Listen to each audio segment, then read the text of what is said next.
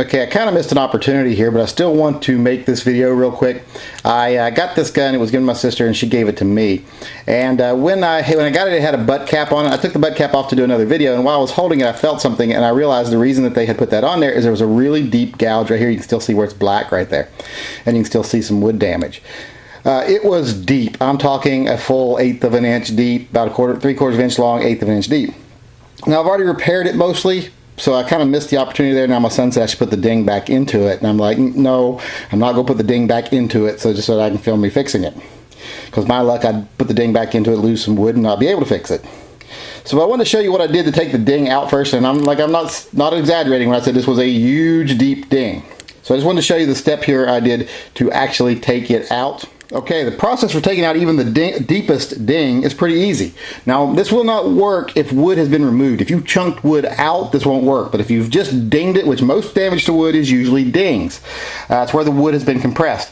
Just throw an old wet shop cloth. This is one of the old shop cloths I have out in the garage. Just throw that across there, take a regular household iron, and put it on there. See all that steam and hear that sizzling? And make sure you press it down good on there so that you're forcing the steam down into the stock of the gun. Now that steam going into the wood separates the fibers and pushes them back out. So the dent in the gun actually is forced back out through the pressure and the heat of the steam getting in between the fibers of the wood. So once you're done with this, make sure you press real good and keep it on there for quite a while. You want to do it until your cloth is pretty much dry. And once you have it done, you just put your iron aside, you take this off, and like I say, I forgot to show you this one had the big ding in it, but now this is almost flush. You can see this was a big deep ding. Now I'll just have to lightly sand this to get the damage to the very surface off and then refinish it, and you'll hardly ever be able to tell it was there.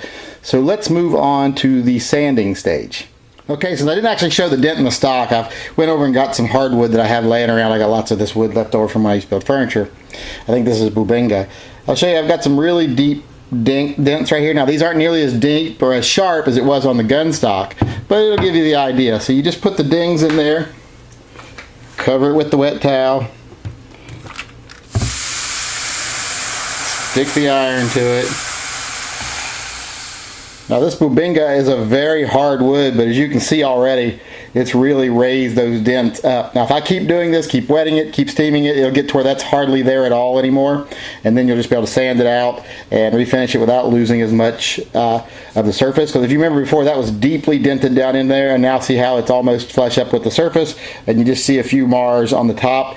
This, like I say, it's an extremely hard wood. The stocks usually aren't made out of wood this hard. Walnut's not this hard. So as you can see, it's working. So if it works on a wood this hard, it definitely works on stocks.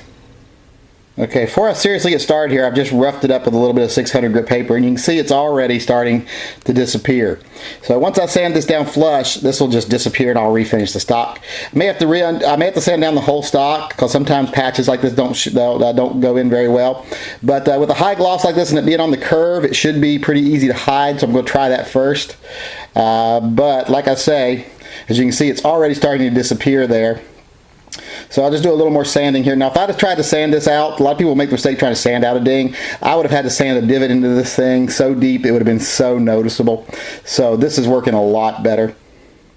Before I do any serious sanding, I just want to show here that I do tape off the end here, because you don't want to have what I call an MF moment where you're like, MF, I just caused myself more work than I would have had to do. So tape off anything here you don't want to damage, and then go ahead and start sanding. Okay, I have this where I'm pretty sure I'm done now. Now, one rule of working with wood like this, I always tell people, when you get to the point when sanding where you think you're done, that means you're probably about halfway there. So just keep going over and making sure, just make sure to where once you finally rub your fingers over it, you can't tell any difference anywhere. Now, I've got this down now. Now I'm going to do a little test on it and see if I think I need to just seal it and that'll deepen the wood enough, or do I need to put a little natural stain on here first? So I'll do a few tests with that first, and then I'll have to buff out any of the light scratches I got into the finish on the side here, because you don't want to leave any of that or it will show when you refinish. So I'm going to do that right now. I've decided I do not need to add any finish. I just wet this down with a cloth, and as you can see, just wetting it down with a cloth makes it plenty dark. So this is ready to just finish buffing out and then reseal. Okay, it is buffed and cleaned and ready to reseal. You can see it really noticeably on film here because you can see the difference in the gloss and the flat wood. But in real life, this is just, you can hardly tell anything ever happened. Once that's resealed, you'll never even know it. Alright, I am at a very critical stage now that I like to call the 98% stage. That's where it is 98% fixed. As you can see there, can't even see where that big, there used to be a big divot right here. It looks like someone hit it with a claw hammer. But you can still see a tiny little bit of the grain in the finish here. Just see like those couple little dots right there. I could keep sealing it and sanding it down. But once you get to the 98% stage, you always run that risk in that last 2% of fixing it, of ruining it beyond what you've done so far, undoing what you've already done. I think in this case, since this is a working rifle, you know, it's not meant to be a beautiful, I mean, it is a beautiful rifle, but it's not meant to be a collector's item. It's meant to be used. I think I will just call it quits right here and consider this done. But as you can see right there, that dent is gone.